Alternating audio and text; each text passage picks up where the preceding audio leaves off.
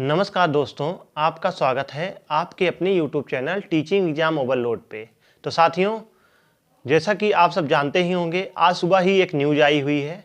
जो आपका झारखंड टेट और सीटेट का केस चल रहा था, उसका आज फैसला आ गया है। अभी फाइनल रिजर्वेशन जो फाइनल ऑर्डर आना है वह अभी नहीं आया है। कल शाम तक फाइनल ऑर्डर जारी कर दिया जाएगा। लेकिन आप लोग के लिए एक झटका लगा हुआ है कि जो छात्र सीटेट है, सीटेट को करारा झटका लगा है, क्योंकि सीटेट अब अदर स्टेट में वैलिड नहीं रहेगा। यह केस जो था यह झारखंड के लिए था। झारखंड में अब सीटेट वैलिड नहीं रहेगा। वहाँ के लिए आपको जेटेट पास करना होगा, झारखंड टेट, तभी आप झारखंड में टीचर बन पाएंगे। लेकिन इसके बाद अब कई अदर स्टेट सीटेट जो फैसला आया है उसमें कहा गया है कि जो अदर स्टेट हैं वो अपनी परीक्षा करा के ही भर्ती में बैठेंगे। तो सीटेट जो राज्य चाहेगा वो सीटेट को वैलिड करेगा, जो राज्य नहीं चाहेगा वह सीटेट को वैलिड नहीं करेगा। तो अब आपको सीटेट के अलावा भी जिस स्टेट में आप एग्ज़ाम देने जाएंगे, जैसे कि कई राज्य पहले से ही थे जो सीटेट नहीं करा रहे थे, जैसे आपका राजस्थान हो गया, वहाँ पे आपको रिट परीक्षा पास होनी थी। बिहार में तो सीटेट वैलिड ही था, बिहार की तो बात हम नहीं करेंगे। लेकिन झारखंड के अलावा आपका एमपी टेट हो गया, यहाँ पे भी सीटेट वैलिड नहीं है।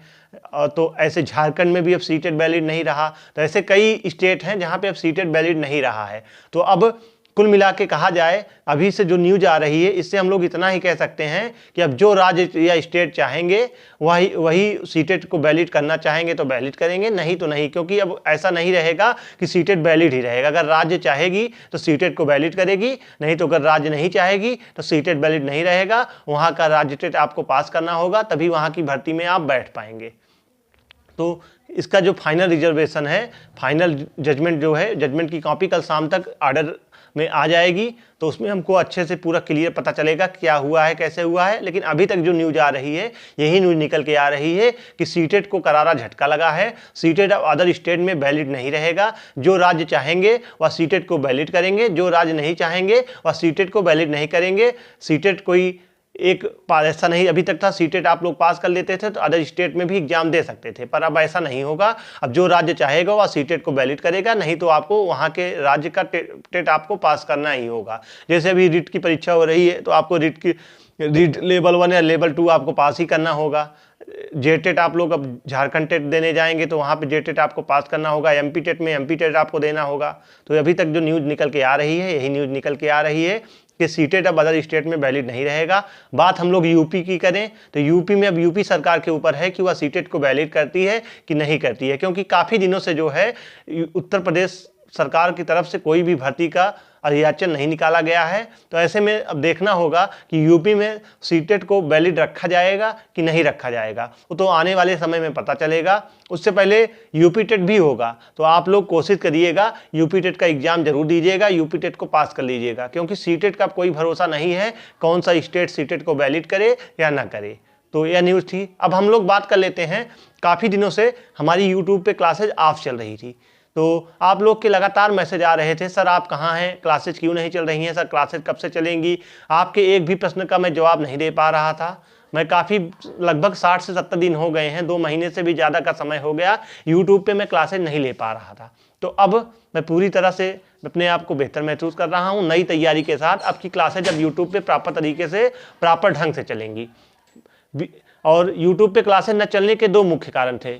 बीच में मेरी तबीयत खराब हो गई थी, जिस वजह से मैं क्लासेस कुछ दिन नहीं ले पाया। जब मैं अपनी तबीयत से रिकवर हुआ, पूरी तरह से ठीक हुआ, तो उसके बाद हमारे घर में एक घटना घटित हो गई। जो हमारी दादी जी थी उनका देहांत हो गया, जिसके चलते 1 महीना हम लोग उसमें व्यस्त हो गए।